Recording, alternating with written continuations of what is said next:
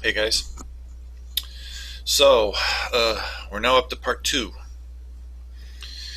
There's some things I want to be sure to resolve, make sure you understand. But again, if you have any questions, hit me up. This is the most difficult we're going to get. I find King Lear easy, so when we get to the King Lear phase and Hamlet phase, those are easy. Just a matter of you reading, developing questions, and asking me. Existentialism, on the other hand, which is the bridge to King Lear and to Hamlet, that could be a little more difficult. So again, tomorrow, Thursday, we have office hours. Visit me. So, one thing to keep in mind, existentialism, it was formed within the modernist movement. Okay? That should be an obvious. Formed within the modernist movement. Its seeds are in the past, all the way back to Socrates, all the way back to the ancient Greeks, all the way back to Gilgamesh. The whole trial that Enkidu himself goes through, you might want to review all your notes on that. Enkidu goes through an existentialist movement, a moment in time where he places himself in a hell of his own making. Think about that.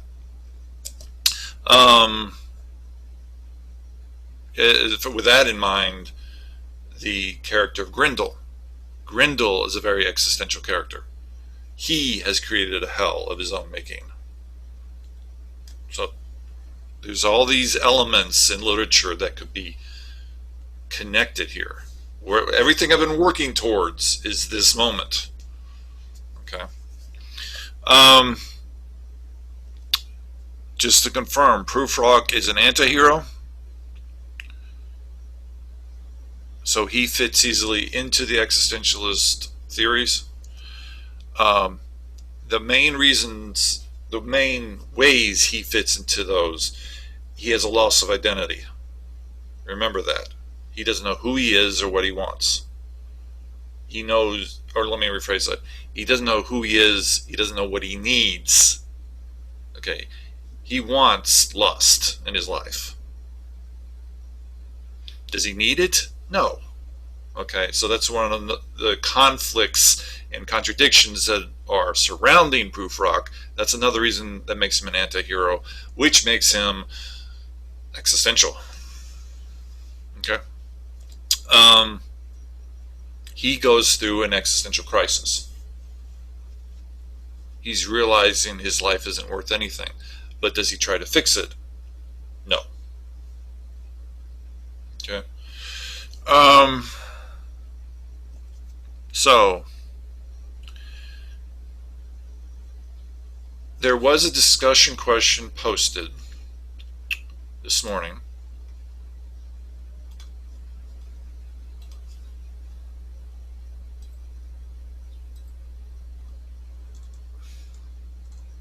Under video lectures and discussions, right here. Discussion 2. You have till the end of Friday to answer this. So all you're doing, answering the question, is Prufrock a victim of society or a victim of his own making?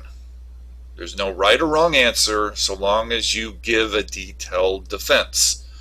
So when I say detailed defense, I only want 3 sentences. Don't go over 3 sentences.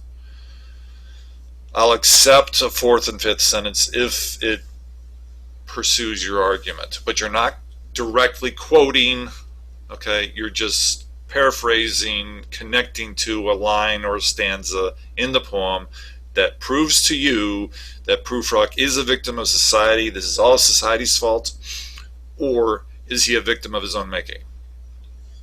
You can even state it's both, but it's how you defend it is what I'm looking for. Okay? It's the defense I'm looking for. Show me you understand what this is. Now this is going into turnitin.com. So I noticed somebody has already posted something that is in the wrong spot. I'll talk about that tomorrow. Anyway, that's the discussion question.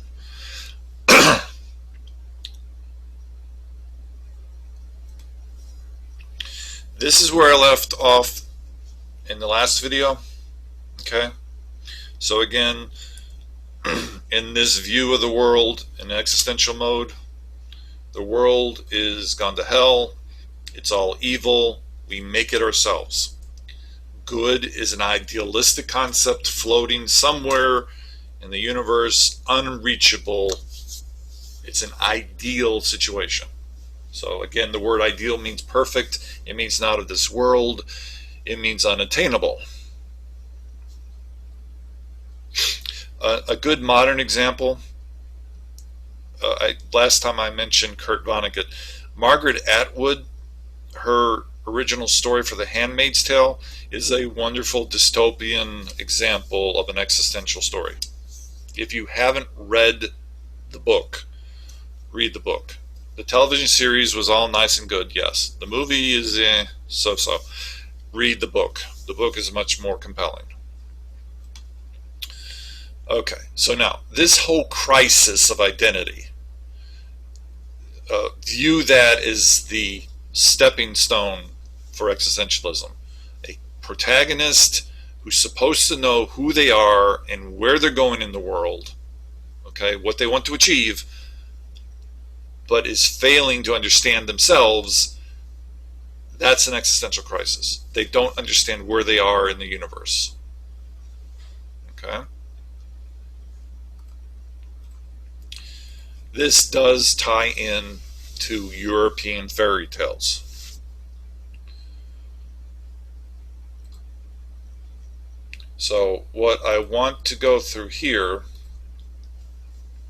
is a basic breakdown of what makes a European fairy tale or European folktale, fairy tale, same thing, what makes them function. I am leaning towards showing you how these can be defined as existential stories.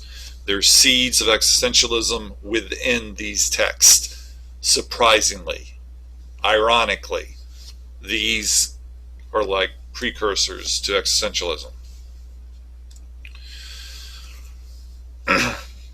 Okay. You would need to take good notes from this video as well. Okay.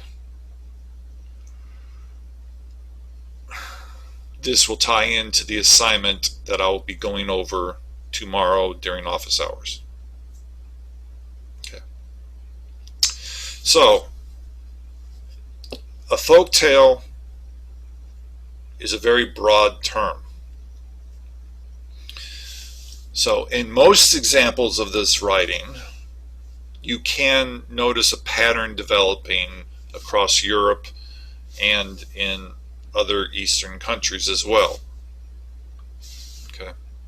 Native American writing, their folktales are similar, but they move off in their own direction at one point, because they had, at the beginning stages, they did not have European influences.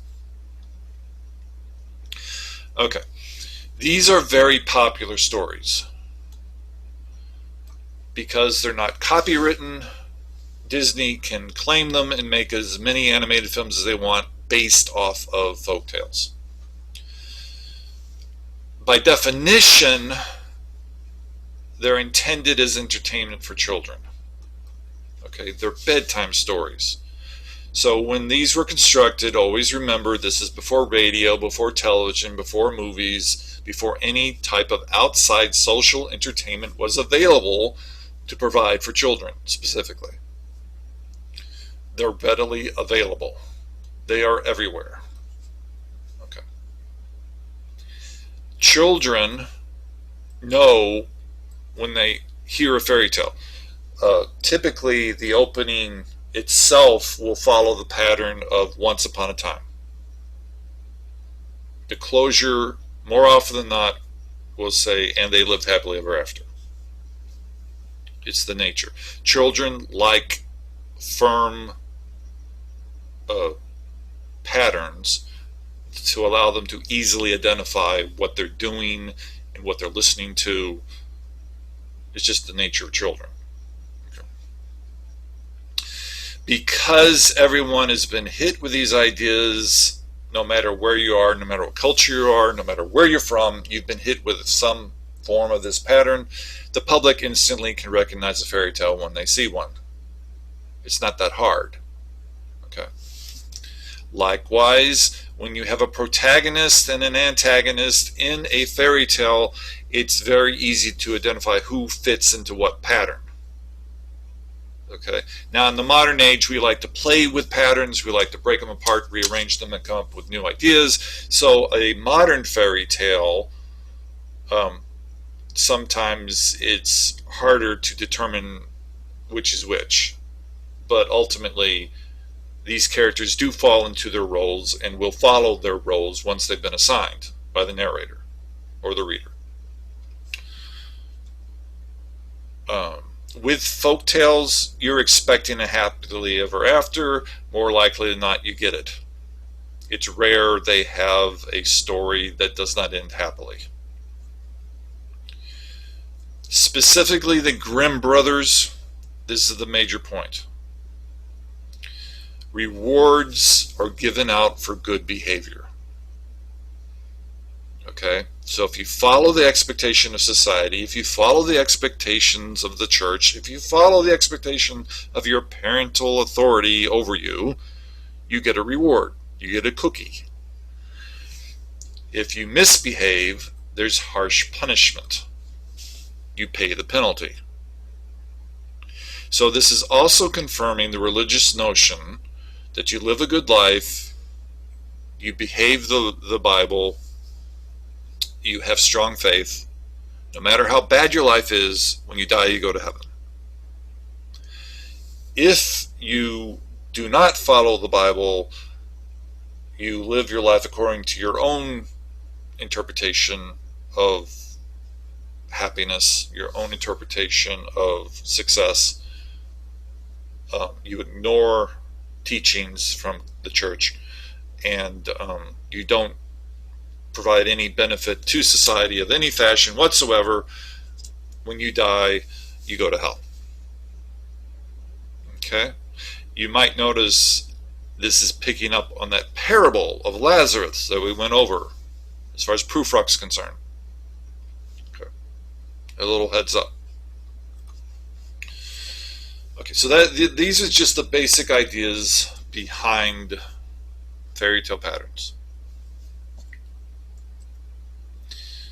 Now, I'm going to go a little quicker through this because we've identified the major issues.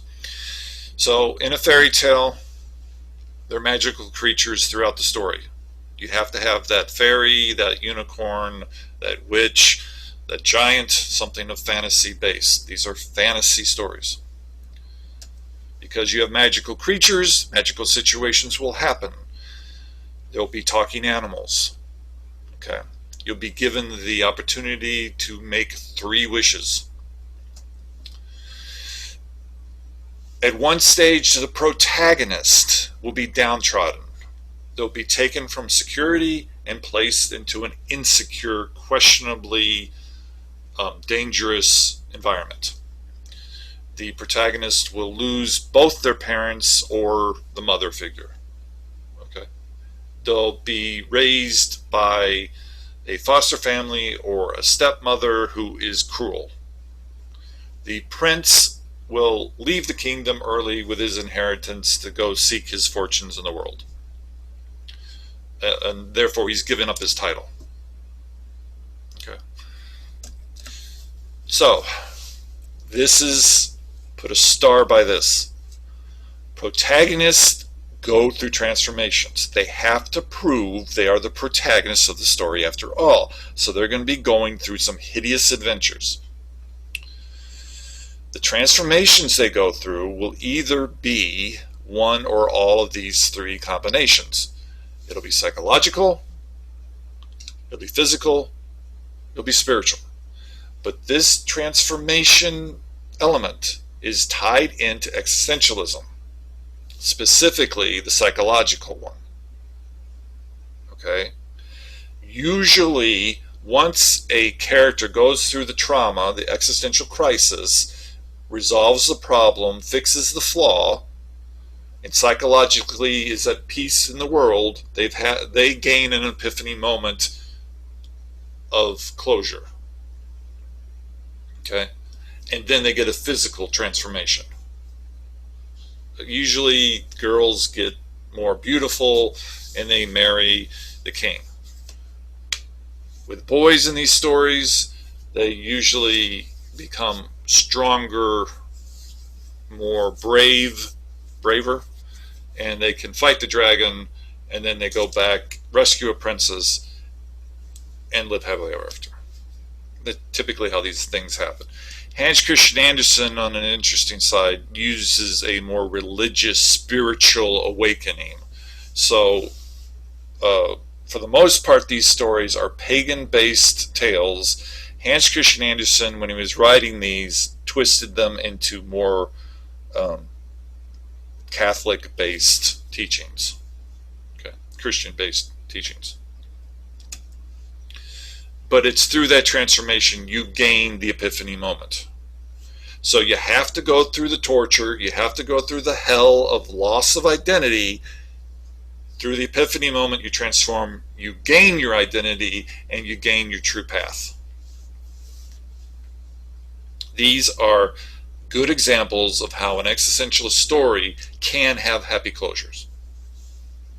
And there are a few out there, like I've said, there are a few out there that have sad closures because they're teaching the child how not to behave.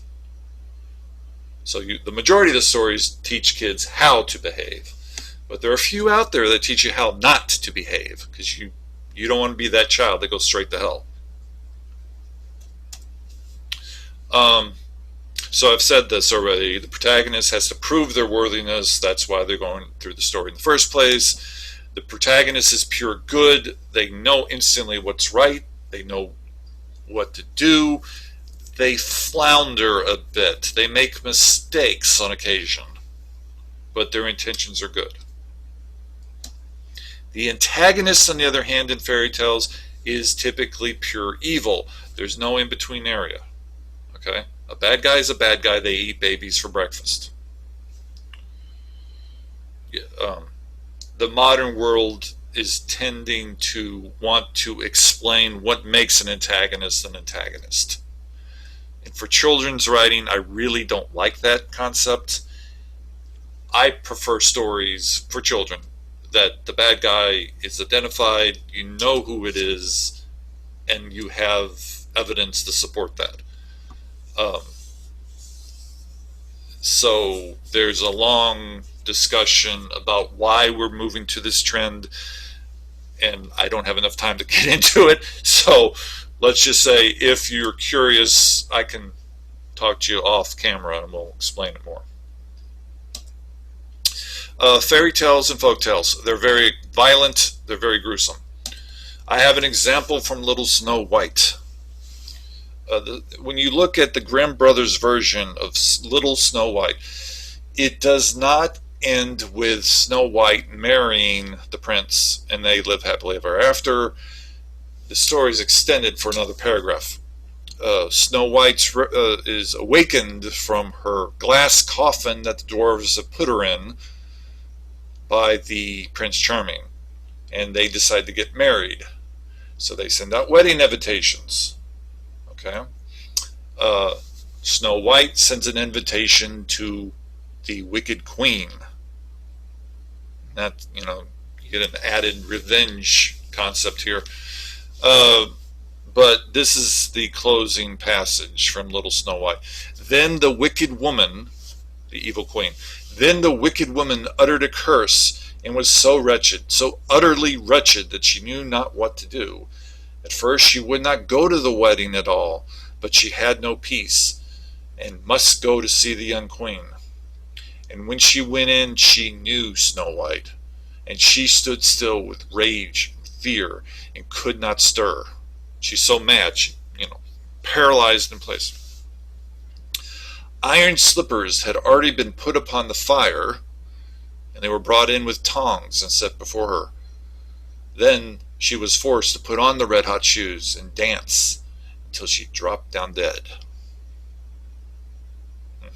So that's the closing of Little Snow White.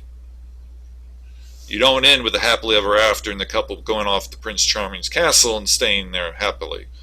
You end with the death of evil, the death of the queen, right in front of Snow White. Perfect revenge. But again, evil characters are punished for their flaws. Okay, there's retribution involved here. Rather quickly, the pattern number 3 pops in. Look for that when it happens. Sometimes stories have sub background information that's repeated 3 times. Okay, there's a lot of theories about why we do that, but there's a pattern number of 3. Okay, these are the European fairy tale characteristics. These are what you need to look for when you're reading a folk tale or a fairy tale. Okay. Primarily, what we're looking at, as far as the assignment we're going over tomorrow, that's the target zone. This transformation, moving from an existential crisis into finding a path. In existentialism, you don't find the path. You go through that crisis. On occasion, there are a few where you gain the path. You gain an epiphany and you can fix your life. And for the most part, you go through that. You don't gain a transformation, in other words, in a pure existential story. Okay. So, for 2333, students in 2333, there's a tab called King Lear. Here I have the story of Capo Rushes. You need to read this. It's real quick and easy. I want to say it is 3 pages. It's only 4 pages. And it's mostly dialogue, so it reads quick. Okay? You are going to be using this for your assignment. Okay? So if this takes you more than half an hour, something is wrong. But I do want you to read it, annotate as best you can in a notebook. Track the developments of the main character, the protagonist. Notice what happens to her specifically. Be able to answer how she is an existential character. How is this story existential? That's the goal when you read this. Okay? So tomorrow, Thursday, when we're going over the story, I'm sorry, I said that wrong. When we're going over the assignment tomorrow, please have read the story. Otherwise, the assignment's not going to make any sense to you. Okay? So the other thing I want to point out to my 1302 students before I close,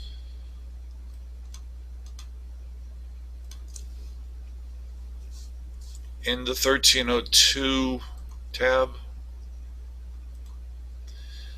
your Capo Rush's story is under assignments. That's for 1302.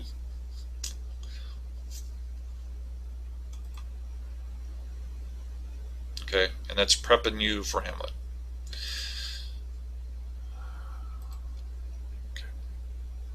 Okay, so that's it. If you have any questions, let me know. Stay safe. Do good in the world. Don't be a proof rock. Talk to y'all later.